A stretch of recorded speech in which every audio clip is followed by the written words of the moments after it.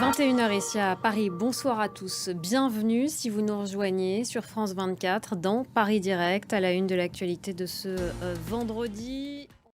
Voilà pour ces déclarations ce soir du ministre de l'Intérieur Gérald Darmanin. Gauthier Rybinski, bonsoir. On entend donc Gérald Darmanin qui prend la défense de la police, le gouvernement qui a donné une réponse sécuritaire aujourd'hui à toutes ces violences depuis mardi matin, depuis la mort de ce jeune de 17 ans tué par un tir policier à Nanterre. 45 000 policiers et gendarmes déployés cette nuit. Voilà, est-ce que la réponse est suffisante? Est-ce que c'est la bonne réponse aujourd'hui du gouvernement?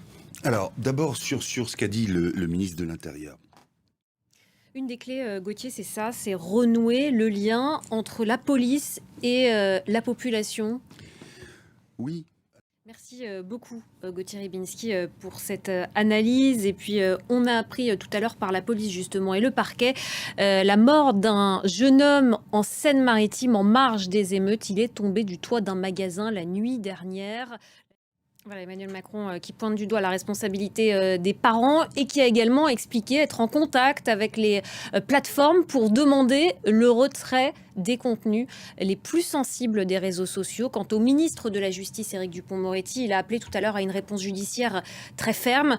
Il se dit prêt à retracer notamment les adresses IP des émeutiers. On va écouter tout de suite le ministre de la Justice. Et on en parle avec vous, Guillaume Gralet. Bonjour, vous êtes notre spécialiste tech sur France 24. Pourquoi le gouvernement pointe du doigt les réseaux sociaux? Les réseaux sociaux jouent un rôle.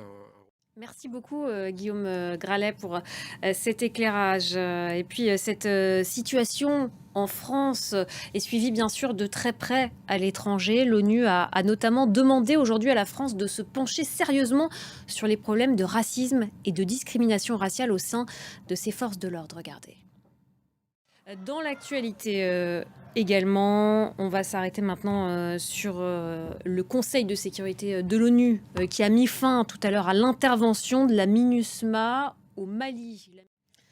Les États-Unis, où Joe Biden exprime son désaccord après une décision de la Cour suprême qui invalide une mesure phare de son administration, l'annulation de la dette de plus de 20 millions d'étudiants. La plus haute juridiction du pays multiplie les décisions conservatrices. Regardez. Dans un entretien au Washington Post, le chef de l'armée ukrainienne réclame davantage d'armes pour son offensive. Allez, pour finir, un mot de football. L'entraîneur Christophe Galtier, qui s'apprête à quitter le PSG, sera jugé au mois de décembre pour harcèlement moral et discrimination. Avec nous, on se retrouve dans quelques instants à 21h30 heure de Paris. On fera un point sur la situation en France alors qu'une manifestation interdite a lieu en ce moment place de la Concorde, manifestation que la police tente de disperser.